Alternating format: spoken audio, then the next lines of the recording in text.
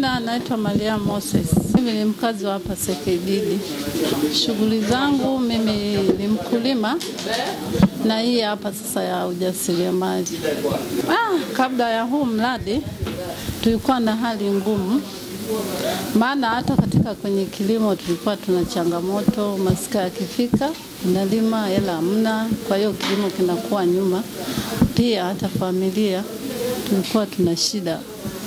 Maana hali za kama kipesa ilikuwa hamna, lakini baada ya huu mradi tumeanza hizi kazi, tunajipatia hela ya matumizi, kwa hiyo hamna shida. Kuna vitu vingine ambavyo tulikuwa hatuna hata ndoto ya kufanya, lakini leo hii tuna malengo mengi tu ambayo tunataka kuyafanya. Serikali imeambiaje kwa kuanzisha mradi wa reli sijali? Yaani tunashukuru mno kwa kuwa wameweka hapa kituo kikubwa. Kwa naishukuru serikali kwa kutuletea huu mradi. Hali yetu kiuchumi ikoje sasa hivi kutokana na hali yetu ya kiuchumi sasa hivi iko vizuri. Kwa ujumla iko vizuri kwa kweli, tunashukuru. Wewe kama mwanamke kupitia mradi huu, uwepo wa mradi huu, umenufaika vipi? Mimi nimenufaika kidogo. Maana vitu vingi ambavyo nimejipatia kupitia huu mradi. Kwa mfano kama kujenga, sasa hivi najenga. Japo bado sijamaliza, ila na matumaini nitamaliza. Ila kabla ya huu mradi nilikuwa sina hata ndoto ya kujenga. Nilianza tu baada ya huu mradi. Kabla ya huu mradi tulikuwa tunafanya biashara ya mara moja kwa wiki. Lakini ulivyoanza huu mradi kabidi tujiunge humo ili tuwe tunajipatia manufaa zaidi. Tumenufaika sana. Kwa jina naitwa Makrina Wilbeti. Ni mzaliwa wa Seke Bugolo. Ni mwenyeji kabisa wa haya mazingira ya huku kwetu. Nashukuru sana huu mradi ulioanzishwa wa mwendokasi wa SGR kwa sababu una faida nyingi. Kabla ya mradi maisha yalikuwa kidogo sio mazuri.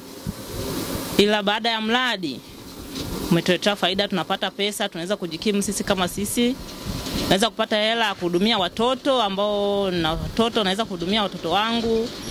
Na pia naweza kuhudumia familia yangu, wazazi wangu pia. Kwa hiyo nashukuru sana, huu mradi umeniletea faida. Naweza kujiendeleza mimi mwenyewe pia, na nimeweza kujenga nyumba yangu mwenyewe, nimeweza kusimamia mambo yangu mimi mwenyewe. Kabla ya mradi huu kupitia katika maeneo yenu, hali ya maisha ya uchumi ilikuwaje? Kabla ya mradi hali ya uchumi ilikuwa sio nzuri kwa sababu tunategemea kilimo na mvua hazitabiliki, ila baada ya mradi watu wengi walipata ajira, wameweza kusaidia familia zao pia. Kwa sasa hivi maisha ni mazuri, watu wengi wameendelea pia. Serikali inaiambia nini? Serikali inaiambia asante na nashukuru pia kwa kuleta mradi ambao umeanzishwa pia.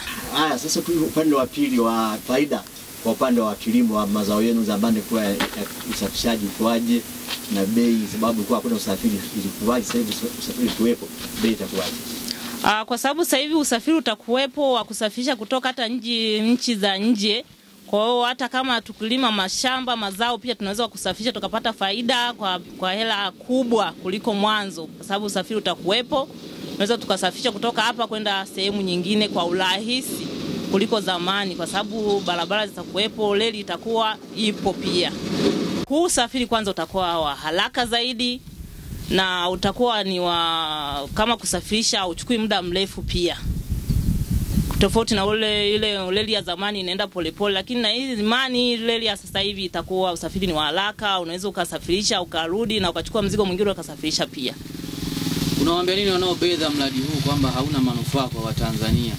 Na sio kweli, huu mradi una faida na una manufaa katika hii nchi yetu ya Tanzania.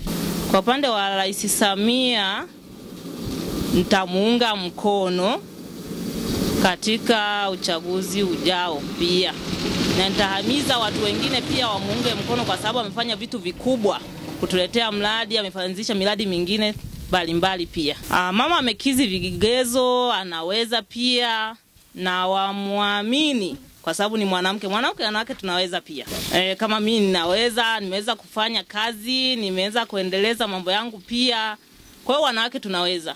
wasitubeze pia, sisi wanawake tunaweza.